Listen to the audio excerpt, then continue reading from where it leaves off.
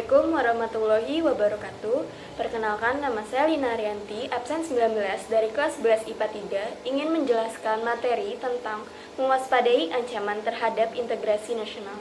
Pada bab ini, ada dua subbab yang akan kita bahas. Subbab pertama yaitu menelaah berbagai ancaman terhadap integrasi nasional. Yang kedua, strategi mengatasi berbagai ancaman terhadap semua bidang dalam membangun integrasi nasional. Menelaah berbagai ancaman terhadap integrasi nasional.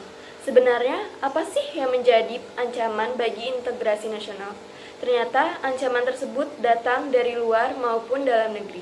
Biasanya, ancaman dari luar maupun dari dalam negeri dapat berupa ancaman militer dan non-militer. Berikut adalah penjelasan singkat ancaman yang dihadapi oleh bangsa Indonesia.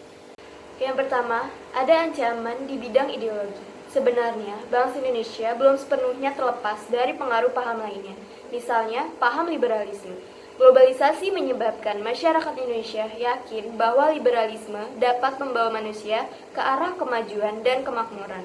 Akan tetapi, pengaruh ini justru berpengaruh negatif seperti gaya hidup yang konsumtif serta hedonisme. Pengaruh negatif inilah yang menyebabkan ancaman bagi kepribadian bangsa Indonesia sepenuhnya. Yang kedua, ada ancaman di bidang politik. Ancaman di bidang politik dapat bersumber dari luar negeri maupun dari dalam negeri. Dari luar negeri, ancaman di bidang politik dilakukan oleh suatu negara dengan melakukan tekanan politik terhadap negara Indonesia. Intimidasi, provokasi, atau blokade merupakan bentuk ancaman non-militer berdimensi politik yang sering dilakukan oleh pihak-pihak lain untuk menekan negara lain. Ancaman yang berdimensi politik yang bersumber dari dalam negeri dapat berupa penggunaan kekuatan dalam bentuk pengerahan massa untuk menumbangkan pemerintahan yang berkuasa. Bentuk lain yang digunakan adalah menggalang kekuatan politik untuk melemahkan kekuasaan pemerintah. Selain itu, ancaman separatisme merupakan bentuk lain dari ancaman politik yang timbul dari dalam negeri. Ancaman di bidang ekonomi. Globalisasi perekonomian di satu pihak akan membuka peluang pasar produk dari dalam negeri ke pasar internasional secara kompetitif. Sebaliknya, juga membuka peluang masuknya produk-produk global ke dalam pasar domestik. Hal tersebut tentu saja selain menjadi keuntungan, juga menjadi ancaman bagi kedaulatan ekonomi suatu negara. Adapun pengaruh negatif globalisasi ekonomi yang dapat menjadi ancaman kedaulatan Indonesia, khususnya dalam bidang ekonomi, di antaranya, yang pertama, Indonesia akan dibanjiri oleh barang-barang dari luar negeri.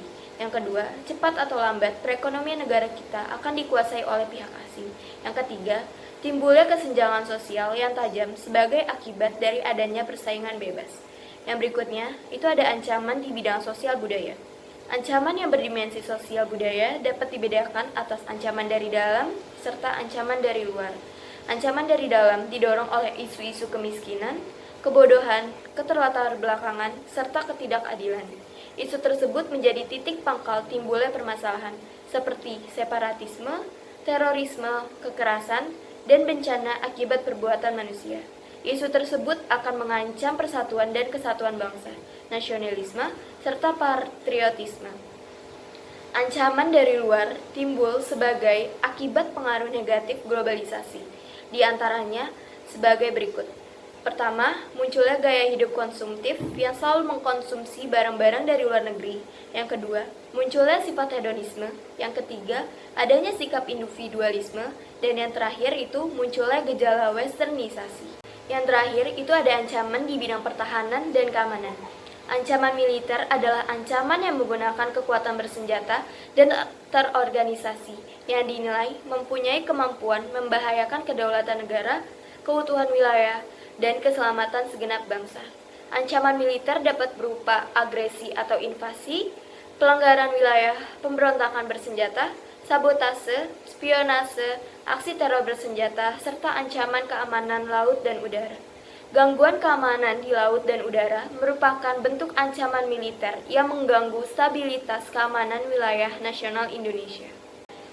Yang berikutnya, saya akan menjelaskan subbab B, yaitu bagaimana cara mengatasi berbagai ancaman terhadap ideologi, politik, sosial, budaya, pertahanan, dan keamanan dalam membangun integrasi nasional. Yang pertama, strategi mengatasi ancaman di bidang ideologi dan politik. Untuk mencapai hal tersebut, bangsa Indonesia harus segera mewujudkan hal-hal sebagai berikut. Yang pertama, mengembangkan demokrasi politik. Yang kedua, mengaktifkan masyarakat sipil dalam arena politik. Yang ketiga, mengadakan reformasi lembaga-lembaga politik agar menjalankan fungsi dan perannya secara baik dan benar. Yang keempat, memperkuat kepercayaan rakyat dengan cara menegakkan pemerintahan yang bersih dan berwibawa. Yang kelima, menegakkan supremasi hukum. Dan yang terakhir, memperkuat posisi Indonesia dalam kancah politik internasional. Yang kedua, itu ada strategi mengatasi ancaman di bidang ekonomi. Untuk mewujudkan hal tersebut, kiranya perlu segera diwujudkan hal-hal berikut ini.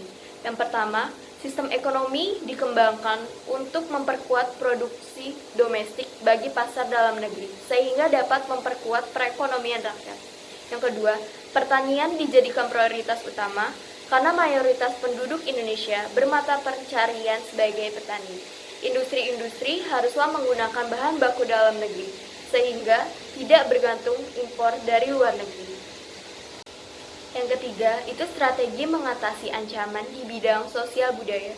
Dalam menghadapi pengaruh dari luar yang dapat membahayakan kelangsungan hidup sosial budaya, bangsa Indonesia berusaha memelihara keseimbangan dan keselarasan fundamental, yaitu keseimbangan antara manusia dengan alam semesta, manusia dengan masyarakat, manusia dengan Tuhan, keseimbangan kemajuan lahir dan kesejahteraan batin.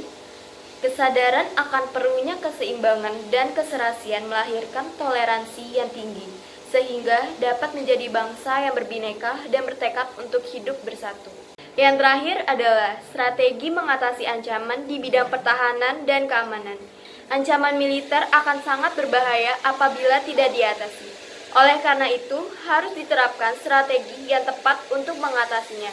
Undang-Undang Dasar Negara Republik Indonesia tahun 1945 telah mengatur strategi pertahanan dan keamanan bangsa Indonesia dalam mengatasi ancaman militer tersebut.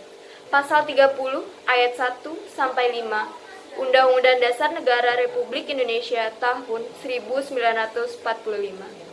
Sistem pertahanan dan keamanan yang bersifat sementara merupakan pilihan yang paling tepat bagi pertahanan Indonesia yang diselenggarakan dengan keyakinan pada kekuatan sendiri, serta berdasarkan atas hak dan kewajiban warga negara dalam usaha pertahanan negara.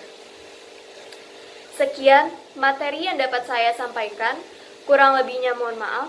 Wassalamualaikum warahmatullahi wabarakatuh.